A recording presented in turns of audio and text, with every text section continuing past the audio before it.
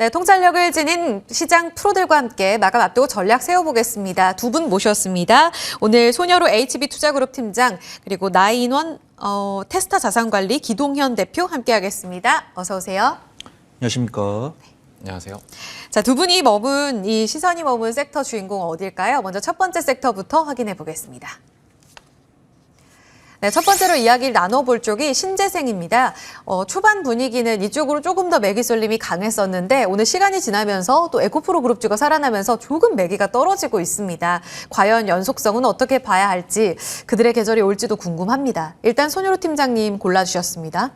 네, 우선 저도 이제 2차 전지를 고르고 싶었는데 이제 대표님께서 먼저 하셔가지고 네, 지속적으로 또 2차 전지 뒤를 쫓을 수 있는 섹터가 어딜까라고 봤을 때는 좀 신재생 에너지 관련 종목들이 좀 수급이 상당히 괜찮은 것으로 확인이 되고 있었습니다. 그래서 이제 저번 주 화요일 같은 경우 제가 원전을 소개를 드렸었죠. 그다음에 원전이 어떻게 보면은 좀 미국이 뒤통수를 때리면서 그 후속 섹터로는 태양광이랑 풍력들이 이제 저번 주에 제가 원전을 말씀드릴 때는 확실히 외인과 기관이 원전에 집중을 했었는데 네. 그날 이후로 좀 신재생 에너지, 이제 태양광이랑 풍력 같은 우리가 흔히 알고 있던 신재생 에너지에 좀 집중하는 모습 판단되고 있고요.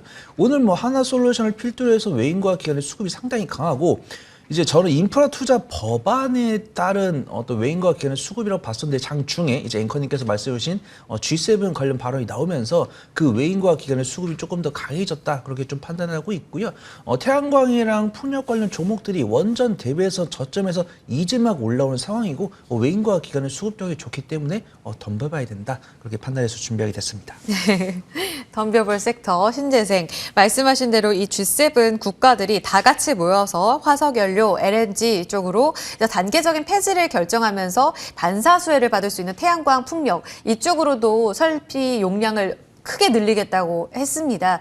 과연 이쪽의 흐름이 어느 정도나 수혜를 받을지가 궁금해요. 사실 2차 전지가 워낙 신재생 안에서는 큰 틀에서 주인공 자리를 했었고 그동안 그 수혜도 다 독식했었잖아요. 주가 측면에서. 과연 이쪽으로 물줄기 흘러갈까요? 네, 우선 저는 긍정적으로 보고 있고요. 관련 종목들의 주가 위치가 부담되지 않고 있고 만약에 이런 장중에 나왔던 G7 뉴스가 어떤 우리의 예상대로 흘러간다고 하면은 주가는 7배, 3배 가는 게 맞습니다. 하지만 어떤 2차 전지나 우리가 완성차나 전기차를 보더라도 그다음에 원전도 보더라도 우리가 예상하지 못했던 리스크가 나오면서 좀 밀리는 모습 보여주고 있으니까 어떤 수급량이 너무 좋고 주가 위치가 너무 좋기 때문에 어떤 우리가 지금 나왔던 뉴스의 최종 목적지를 두되 우리가 생각했던 변수에 따라서 외인과 기관의 수급동을 보면서 좀 매매해 보면 좋을 것 같고요. 일단은 수급동을 봤을 때는 사실 정말 좀 대장급 종목들, 태양광이나 풍력 관련 종목들이 이제 대장급 종목도 있고 중소형 관련 종목들인데 대장급 종목들의 수급이 몰리는 모습 보여주고 있으니까요. 우선 대장급 종목들 위주로 매매를 하다가 중소형주로 순환매가 이어지는지 그다음에 그 과정에서 실적이 우리 예상대로 실제로 나오는지 그 부분을 체크하면서 트레이딩 해보시면 좋을 것 같습니다. 일단은 해상풍력도 7배, 태양광도 3배 늘리는 것. 그러니까 설치량 자체가 확대된다는 거는 일단 큰 재료로 해석하고 계신다는 거죠? 우선 설치량대로 우리나라가 어떤 뭐 SK 오션 플랜트도 있고 뭐 하나솔루션도 있고 현대 에너지 솔루션 같은 시청자분들께서 아실 만한 종목들이 실제 세계에 꾸준하게 납품을 진행하고 있습니다. 근데 어떤 2차 전지나 전기차의 선례를 봤을 때는 일부 잡음은 있을 수 있습니다. 하지만 그런 것들을 고려했을 때도 우리가 중장기적으로 5년, 10년 잡는다고 하면은 결국 그 방향으로 갈 테고 네. 그 와중에서는 앞서 우리가 봤던 좀 악재들, 돌발 악재들이 있을 수 있으니까 그런 것들을 감안해 가면서 매매해보면 좋을 것 같습니다. 그런 잡음은 실적이 될 수도 있다라는 말씀이신 어떤 거죠? 계약 파기나 어떤 우리 예상치만큼 실적이 안 나오는 부분, 그다음에 어떤 네. 목표치가 낮아지거나 뭐 수주가 적어지는 부분 이런 것들 좀 들 수 있을 것 같습니다. 예, 알겠습니다. 종목으로 가볼게요. 나인원 자산관리 기동현 대표님. 네, 최근에 사명을 바꿨습니다. 네, 제가 헷갈렸네요. 괜찮습니다. 기동현 대표님 지금 하나솔루션 여쭤보고 싶은데 오늘 보니까 거래소에서 기관이 제일 많이 사는 종목이에요. 그랬죠. 정말 손여로 팀장님 말씀해 주신 대로 모처럼 만에 수급적으로는 꽤 큰 집중을 받고 있는 것 아닙니까? 네네. 분할 이후에 네. 이렇다 할 시세가 연속성이 없었는데 네. 주가 상승 이제 본격적으로 시작된다고 볼 수 있어요? 네, 저는 저가 매수의 기회다라고 충분히 판단이 되고 있고 이제 이제 내부적으로 이구영 대표 회사도 장중에 매수를 했어요. 뭐 의미 있는 규모까지는 아닙니다. 600주 정도를 자사주를 매입을 하는 모습을 봤었는데 네. 그만큼 저가 매수의 적기다라고 생각을 하고 있는 것 같고 지금 하나솔루션이 가지고 있는 세액공제 규모가 상당합니다. 향후 10년 동안 IRA 혜택으로 인해서 당기 순이익은 7조 원 넘게 증가를 할 것으로 보이고 이 순이익이 7조 원 넘게 증가한다는 게 캐파르 증설에서 나오는 순이익도 아니고요. 그냥 세액공제 혜택이었기 때문에 영업의 수익이 상당히 커지는 거죠. 그래서 엄청나게 영업이익률이 크게 높아질 것이다. 이런 것들이 아직은 주가에 반영이 안 되어 있다라고 생각을 하고 있고 아직까지도 모든 매기가 2차 전지 쪽으로 쏠려 있기 때문에 이런 부분들이 신재생 쪽으로 관심을 받게 됐을 때 하나솔루션 강하게 좀 반등을 일으킬 수 있다라고 생각하고 있습니다. 그 세액공제 규모는 AMPC와 관련된 상한선이 이번에 세부 지침엔 안 담겼잖아요. 네. 추가적으로 어떤 변동성이 있다고 보시진 않아요? 네, 뭐 주가에 반영되는 모습을 보면 분위기 자체는 그 상한선 실링 때문에 뭐 투자를 뭐 주저하는 기관은 없어 보이고 있습니다. 네. 알겠습니다. 풍력 쪽으로 가볼게요. 정부가 해상풍력 발전에서 국산 부품 비율이 50% 넘으면 보조금 폐지하겠다. 이렇게 됐을 경우에는 인센티브를 주니까 네. 더블 혜택을 네. 받는 거다. 이런 네. 우려가 있었다고 하잖아요. 네. 그래서 보조금 폐지 자체로 후폭풍이 너무 클 것 같다. 왜냐하면 중국산 들어오니까. 그렇죠. 이거 괜찮아요? 뭐 우려일 것 같아요. 주가도 크게 뭐 반응을 안 하고 있고요. 그 해상풍력의 산업 특성상 보면 네. 이제 자기 돈으로 한다기보다 PF로 자금을 조달해 가지고 하는 경우들이 상당히 많거든요. 그럼 PF로 자금을 조달했다는 건 시어머니가 많아지는 건데 네. 외국계 금융사들이 그거를 이제 저가의 제품들을 쓰는 걸 그냥 두지는 않는다라는 거죠. 이미 국내 해상풍력 뭐 터빈이라든지 뭐 기타 하부 구조물, 전력 케이블 이런 것들은 국내에서 충분히 밸류체인이 가능하고 해외에서 싸게 들어올려다가 운송 비용 자체만 더 부담이 될 수가 있기 때문에 네. 해당 부분에 대한 우려는 조금 안 하셔도 된다라고 생각을 하고 있고 일본의 G7이 예정이 되어 있잖아요. 여기에서 네. 이제 각국의 어떤 대표들이 발표하는 내용들이 2030년도까지 해상풍력 누적 목표치를 150기가와트를 설정을 하고 있습니다. 이 수치가 얼마나 크냐면 2022년 말 현재까지 누적 설치량을 봤을 때가 현재 24기가와트밖에 안 돼요. 앞으로 그럼 2030년도까지 해상풍력 시장은 7배가 성장할 수 있다라는 게 어느 정도 보증이 되어 있다라는 거죠. 그래서, 그렇게 크는데 우리 쪽으로도 기술력이 있기 때문에 그렇죠. 충분히 그 시장 안에 입지를 넓힐 수 있다. 네, 맞습니다. 알겠습니다. 풍력과 관련된 해석도 해주셨어요. 그러면 이번에 또 종목 이야기는 또 손여로 팀장님께 여쭤봐야 될 것 같은데 오늘 사실 이런 좋은 뉴스들이 다 나오고 있지만 풍력주 안에서는 2차 전지 모멘텀도 안고 있는 동국 산업이 강하고 나머지는 아주 강하진 않습니다. 증권사에서 호평 나온 SK 오션 플랜트, 뭐 태용 정도? 왜 이렇게 약한 거예요? 우선 좀 투자자들의 투심이 개선되고 있는 과정이지 어떤 확신까지는 들지 않은 상황인 것 같습니다. 지켜본다. 일단 태양광이랑 풍력은 제가 예전에 비교를 해드린 적이 있는데 저는 뭐 어떤 섹터가 더 낫다 이런 평가를 할 자격이 안 되지만 어떤 전문가분들께서 해주시는 말씀을 보면은 가성비는 확실히 태양광이 풍력보다 낫다고 합니다. 이제 풍력이나 가성비요? 이제 어떤 태양광에 대한 장비를 설치하고 구조물을 설치했을 때 그 설치 비용 대비해서 얻을 수 있는 전력이 태양광이 더 조금 더 우세하다 그렇게 판단하고 있고요. 태양광 관련 종목들은 아시는 분들 아시겠지만 뭐 하나솔루션이나 다른 대장급 종목들을 보면은 연간 실적이 꾸준하게 개선이 되고 있는데 풍력 관련 종목들은 조금 약간 철강이나 이런 종목들처럼 연간 실적 기준은 흑자를 기록을 하고 있지만 분기 실적은 간혹 적자를 기록하는 모습 보여주고 있습니다. 그래서 뭐 동국산업이나 뭐 동국 SNC나 뭐 CS 베어링이나 뭐 CS 윈드 다들 대동소이하게 움직이지만 연간 실적은 흑자를 유지해주고 있지만 뭐 3분기나 4분기에 적자를 기록한 종목들입니다. 그나마 동국산업은 뭐 동원 시스템즈와 원통유 배터리 재료공급 MOU를 체결하면서 2차 전지 관련 종목으로 분류가 되면서 그런 실적 불확실성에도 불구하고 그런 기대감으로 외인과 기관의 쌍끌이 순매수가 들어오고 있고요. 오늘 뭐 이제 포스코 홀딩스, 이제 포스코 그룹주에서 에코프로 다시 수급이 이동하면서 몇몇 2차 전지 관련 종목들이 정말 강한 모습 보여주고 있고 어떤 펀더멘탈 이상으로 상승하는 모습 보여주고 있는데 수급 동향 좋은 모습 보여주고 있습니다. 그래서 저는 긍정적으로 보고 있는데 그래도 뭐 풍력이 어떤 변동성은 크지만 저는 좀 안정성 측면에서는 태양광이 조금 더 낫지 않을까 그걸 좀 말씀드려보도록 하겠습니다. 그러면은 풍력 안에서 가장 좋게 보시는 쪽은 어디예요? 오늘 지금 풍력 안에서는 CS 윈드 기관이 두 번째로 많이 사거든요. 하나솔루션에 이어서. 근데 또 52주 신고가는 태웅에서 나오고 태웅 안에서 토픽 먼저 골라주신 다음에 전체 토픽 들을게요. 네, 우선 저는 풍력주 중에서는 좀 탑픽 SK 오션 플랜트를 좀 말씀드리고 싶습니다. 어떤 CS 윈드랑 CS 베어링이 어떤 풍력 관련해서 뭐 정책 발언이나 뭐 단일 공급 계약이나 뉴스가 나왔을 때 가장 강한 변동성을 보여준 건 맞습니다. 인정할 거 인정해야죠. 하지만 투자 전문가가 오로지 시세랑 변동성만으로 시청자분들께 투자 권유를 해드릴 수 없고 반드시 미드런더 어떤 좀 실적은 나와야 된다고 판단되고 있고요.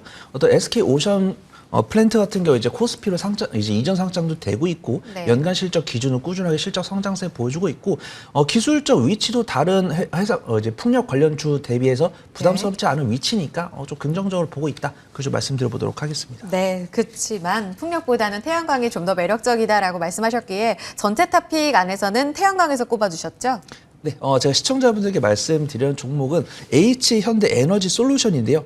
일단 기본적으로 제가 보통은 좀 가벼운 종목을 좀 소개를 드리는데 이제 태양광 관련 종목들 중에서는 조금 종목별 차별화 움직임이 나오더라고요. 그래서 네. 뭐 SDN이나 뭐 에디슨이나 뭐 이제 뭐 신성 ENG나 이런 종목들 좀 변동성 강한 종목들 시청자분들 많이 아실 텐데 해당 종목들의 수급 동안에 좀 외인과 기관의 매도세가 꾸준히 나오고 있기 때문에 일단 현대에너지솔루션을 필두로 태양광 관련 종목들 매매한 다음에 원전처럼 추세가 이어진다고 하면은 조금 더 중소형주로 좀 매매를 보시면 좋을 것 같습니다.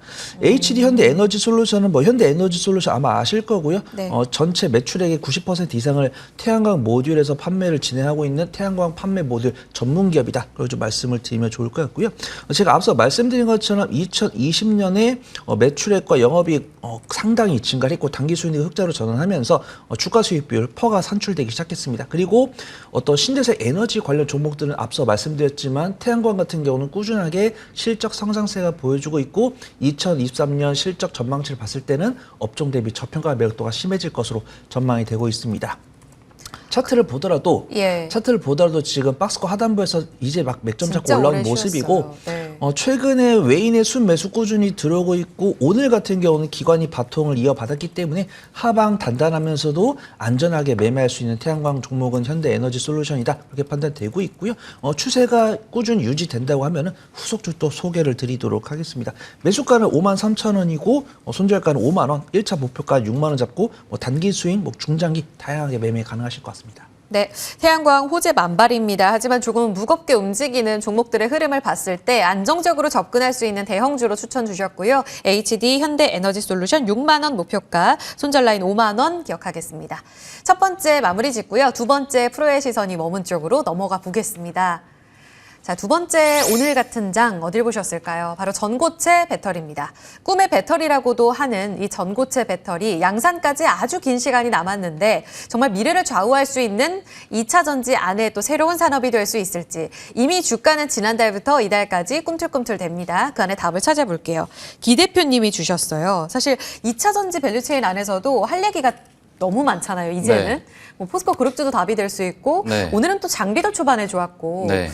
또 리튬도 잘 가는 것 같고. 그렇죠. 왜 전고체예요? 뭐 이제 앞으로 밸류 체인을 보자면 충전소라든지 폐배터리 쪽으로도 충분히 상승 탄력이 남아 있고 거기에 합쳐서 이제 전고체 배터리도 관심을 받을 수 있는 시기가 왔다라고 생각이 되고 있습니다. 기존의 리튬이온 배터리 전기차 핵심 동력으로 활용은 되고 있지만 치명적인 단점은 안정성과 화재에 대한 위험입니다. 이런 부분들을 없앨 수 있는 것들이 전고체 배터리, 꿈의 배터리로 각광을 받고 있는 거고요. 배터리 업체들 그리고 완성차 업체들이 계속 전고체 배터리에 투자를 이어나가는 이유도 이 화재와 안정성 확보에 있다라고 보시면 됩니다. 본격적으로 이제 투자가 시작되는 시기다라고 보시면 좋고 올해 화재가 없이 오래 쓸 수 있으면서 금액도 낮아지고 있기 때문에 좋은 배터리로서 앞으로 조금 시장이 다시 한번 2차 전지 기존의 리튬이온 배터리 외에도 전고체 배터리가 상용화됐을 때 다시 한번 2차 전지 시장이 좀 폭발적으로 성장할 수 있는 시기가 되지 않을까 기대하고 있습니다. 그 안에서의 트렌드도 계속 바뀌는 것 같거든요. 사실 SDI가 처음으로 네. 그 이슈의 주인공이 되지 않았습니까? 예전에 네. 이재용 회장이 방문하면서 네. 전고체 진짜 힘쓸 건가 봐. 근데 네. 그 이후에 또 테슬라의 움직임을 보자면 가격의 비중을 맞췄을 때는 또 LFP나 네. 이런 반값 전기차에 있어서 핵심이 될 수 있는 쪽으로 기울 거다라는 네. 이야기도 있었고 네. 그 트렌드를 잡기에 정말 전기차의 산업의 방향을 봤을 때 누가 핵심이 될까, 게임 체인저가 될까에 대한 네. 의견이 많아요. 네. 그 답이 전고체인 거예요? 전고체가 게임 체인저가 된다라고 확정짓지는 않아요. 그러면 전고체를 게임 체인저로 생각하는 기업들은 모든 기존의 사업에서 전고체 배터리로 넘어가는 움직임들을 이미 보여줘야 보여줘야 되는데 해요? 이제 그런 움직임이 아니고 기존의 국내는 3원계 배터리가 위주였죠. NCM 배터리라든지 하이니켈 배터리에 집중을 하고 있고 중국 쪽은 대표적으로 저가형 배터리입니다. LFP 배터리인데 뭐 LFP 배터리를 견제하기 위해서 이제 앞으로 전고체 배터리를 집중하겠다가 아니고 다 하겠답니다. 국내 배터리 3사는 전고체 배터리도 가져갈 거고 NCM 배터리에다가 LFP 배터리까지 그냥 포트폴리오 사업 다각화를 하겠다라는 게 목적이에요. 뭐 하나를 좀 개발해가지고 완전히 게임 체인저로서 중국을 따돌리겠다라는 생각은 아닌 것 같습니다. 왜냐하면 유럽 쪽의 배터리 회사들은 아무래도 아직까지는 배터리에 대한 가성비를 많이 따지기 때문에 아직까지는 중국이 제조하고 있는 리튬 인산철 배터리가 유럽 쪽에서는 시장에서는 각광을 받을 수밖에 없고 최근 들어서도 수요가 굉장히 증가하고 있어요. 그 이유가 효율이 점점 좋아집니다. LFP 배터리가 원래는 정말 그 리튬 인산철을 싸게 쓴 만큼 배터리 효율이 떨어졌었는데 네. 이미 CATL은 LFP 배터리가 네. NCM 배터리의 기술력을 넘어섰다라고 발표할 정도로 자신감이 상당한 상태예요. 그러니까 배터리 3사들도 이제 고객사들을 위해서 LFP 배터리를 같이 포트폴리오에 넣겠다라는 방향으로 가고 있기 때문에 앞으로 전고체 배터리가 게임 체인저가 될 것이다라기보다 누가 먼저 개발해서 사업의 다각화에 성공하느냐가 관점일 것 같습니다. 그럼 LFP를 봐야 되는 거 아니에요? 다 같이 보는 게 좋죠. 아, 그러니까 그래요? 우선 뭐 꿈을 먹고 주식이 가기 때문에 네. LFP는 이미 국내에서는 아직 크게 뭐랄까 대장주로 할 만한 종목이 없어요. 그래서 전고체 배터리 쪽으로 집중을 하는 것 같습니다. 알겠습니다. 전고체 배터리 어떻게 보세요, 손 팀장님은? 사실 양산까지는 꽤 오랜 기간이 남아 있고 지금 이 다각화 속에 우리가 선두를 해서 다 잘 해내는 게 전체적으로 좋은 그림이다라고 또 기 대표님도 말씀을 해주셨잖아요. S타입 필두로 간다면 양산까지 꽤 긴 그림이 남아 있는데 지금부터 투자 괜찮아요? 근데 우선 좀 투자분들께서 이미 좀 이해하고 계신 게 아닌가 판단되고 있습니다. 어떤 일단 뉴스가 수급으로는. 삼성 SDI가 전고체 배터리를 생산하겠다고 했고 상용화 시기가 2027년이라고 했을 때 그때는 이제 삼성 SDI가 다른 완성셀 기업 대비해서 너무 상승을 못했기 때문에 크게 흔들리지 않고 확실히 우리가 알고 있던 삼성이 맞구나 하는 모습이 이제 좀 투자자분들이 좀 접근해 주시는 것 같고 어떤 정부 정책 발언도 나왔다고 합니다. 이제 산업통상자원부 이창용 장관도 북미 시장의 진출을 목표로 하고 있는 배터리 기업에는 5년간 7조 원의 금융 지원을 밝히면서 전폭적인 지원을 아끼지 않겠다라고 이야기를 했고요.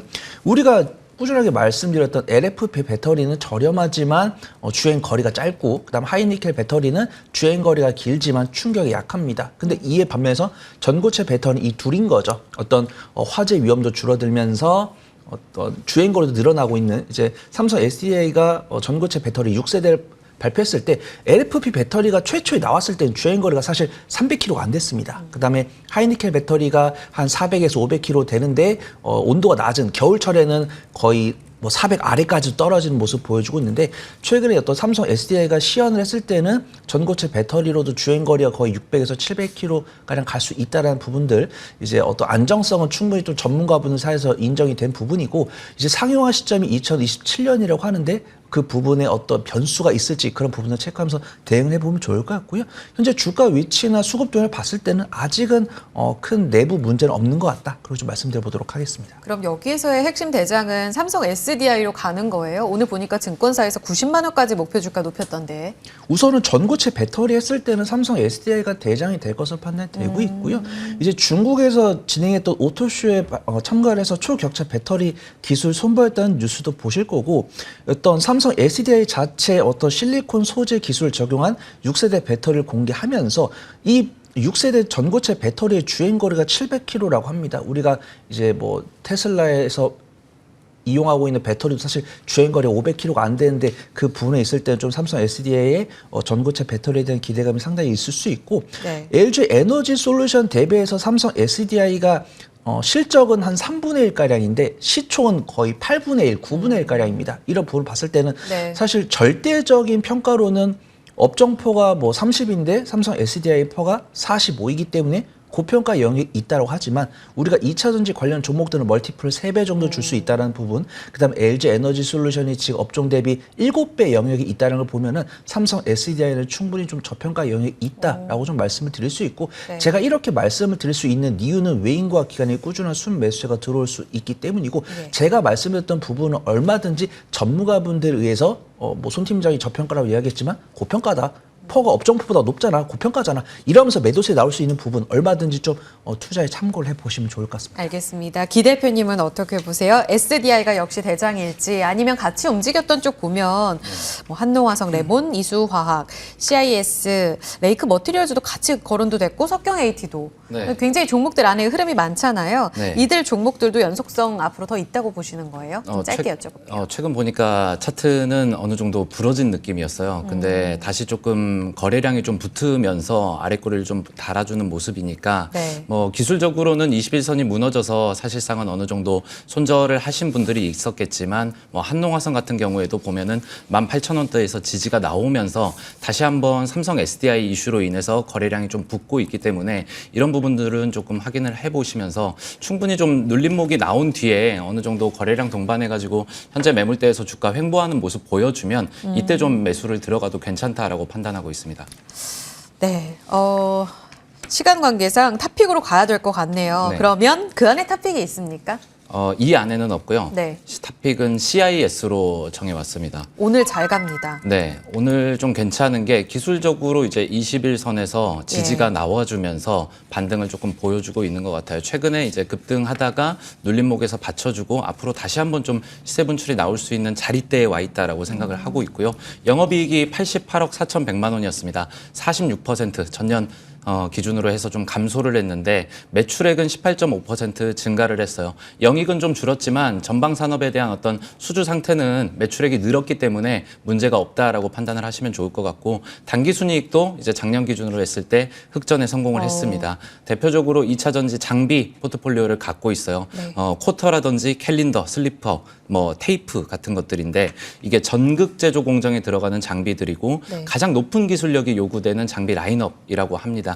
전고체 배터리 상용화에 필요한 공정의 마지막 장비인 또 슬리터가 가장 중요한데 CIS가 업계에서는 가장 높은 기술력을 인정받고 있기 때문에 해당 기업을 좀 주목해 봤으면 좋겠고, 네. 리튬이온 배터리로도 이미 CIS는 LG 엔솔이라든지 삼성 SDI에 안정적으로 납품 중입니다. 그래서 이미 이제 뭐 셀 3사에는 영향력이 상당히 큰 상황이고, 이런 어떤 내용들로 인해서 최근에 SFA가 네. CIS 인수를 했기 때문에 여기에 대한 두 기업의 시너지까지도 조금 기대해 보면 좋겠습니다. 그래서 매수가는 종가부터 13,100원입니다. 이 13,100원대가 과거 주가의 흐름들을 봤을 때 강하게 좀 지지가 나오는 가격대여서 해당 가격대 위로는 좀 매수가 가능해 보이고, 손절가는 12,000원입니다. 12,000원 좀 무너졌을 때는 하방으로 좀 11,000원, 10,000원까지도 열려 있는 상황이라서 12,000원 손절가로 잡아보시고 목표가 17,000원입니다. 네, 3월 말에 나왔던 직고점 뚫어낼 것으로 봅니다. CIS